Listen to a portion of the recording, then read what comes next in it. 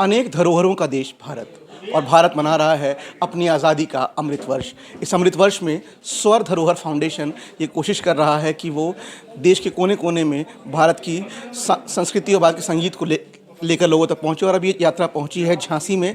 हम बात करेंगे स्वर धरोहर के फाउंडेशन के सचिव से कि क्या पूरा कार्यक्रम रहने वाला है अगले 2 दिनों में। सर, क्या नाम है आपका? शुक्रिया। मेरा नाम सलीम सिद्दीकी है। मैं स्वर धरोहर का सेक्रेटरी हूँ। क्या पूरा प्रोग्राम रहेगा, कहाँ से यात्रा शुरू हुई थी और झांसी में समापन है, तो क्या खास रहेगा? बिल्कुल। ये यात्रा हमारी जो स्टार्ट हुई थी, हमने इंडिया गेट से करी थी।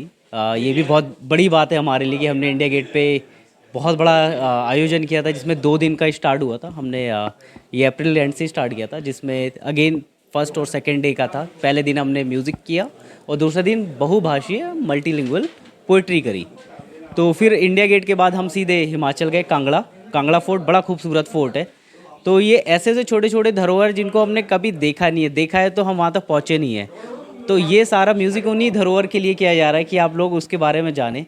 और धरोहर के साथ जो हमारा आज़ादी का अमृत महोत्सव 75वां चल रहा है, तो ये बस ये आखिर है जिस इस पूरी सीरीज़ का समापन झांसी में। कश्मीर कांगड़ा होते हुए आप वीरों की भूमि झांसी पहुँचे हैं, यहाँ क्या खास रहने वाला है इन 2 दिनों के कार्यक्रम में?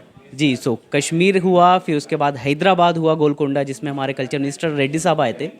फिर उसके बाद हम कश्मीर करके आए भी, जैसे आप बोल ही रहे थे। तो अब झांसी जो हमारा स्पेशल है, झांसी एक्चुअली मेरा खुद का शहर है, तो यहाँ के लिए मेरे को जनता का टेस्ट मालूम है। तो हम चाह रहे हैं कि जनता को वो दें जिन्होंने सूफ़ी, सपोज एक सूफ़ी हमने सुना है, सूफ़ी सोचते हैं कि बैठ के आराम से सुकून से सुन लिया, बट नहीं, सूफ़ी को हम बहुत सारा फ्यूज़ करके ला रहे हैं। हमने खुद का कंपोजिशन किया है। तो यहाँ पे सलमान ज़मान, जो सूफ़ी रॉक बैंड के नाम से जानते हैं, ब्लू टिक है, काफ़ी फेमस है बॉलीवुड में भी, वो आ रहे हैं, जिसमें यूथ भी इन्वॉल्व हो सकेगा उस म्यूज़िक में और हर एज ग्रुप का यूज़ होगा। प्लस हमारे उस्ताद गुलफाम अहमद साहब जो पद्मश्री हैं, रबाब वो बजाएंगे, सरोद भी वो प्ले करेंगे। प्लस हमजा रयात जो एक कव्वाल हैं, बट उनका भी बड़ा डायनामिक कव्वाल है, वुड से कि वो जब आएंगे तो आप लोग उन्हें सुनेंगे। वो सूफ़ी, रॉक, बॉलीवुड, काफ़ी उन्होंने बॉलीवुड किया हुआ है। सो पूरा एक मिक्सअप है जो आपका फर्स्ट डे 17 को रहेगा।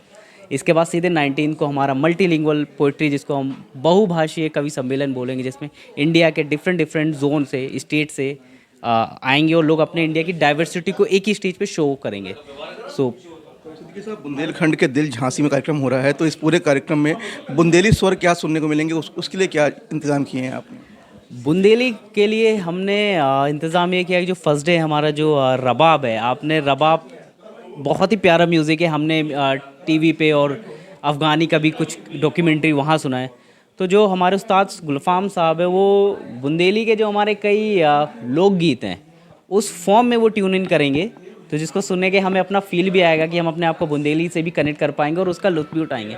पैरेलली जो हमारा कवि सम्मेलन है, वो उसमें हमने कुछ 2 काफ़ी मशहूर बुंदेलखंडी कवि लिए हैं, जैसे एक लोकभूषण अवॉर्डेड हैं, वो भी आ रहे हैं। तो आपको दोनों जगह हमारा बुंदेली का फील मिलेगा।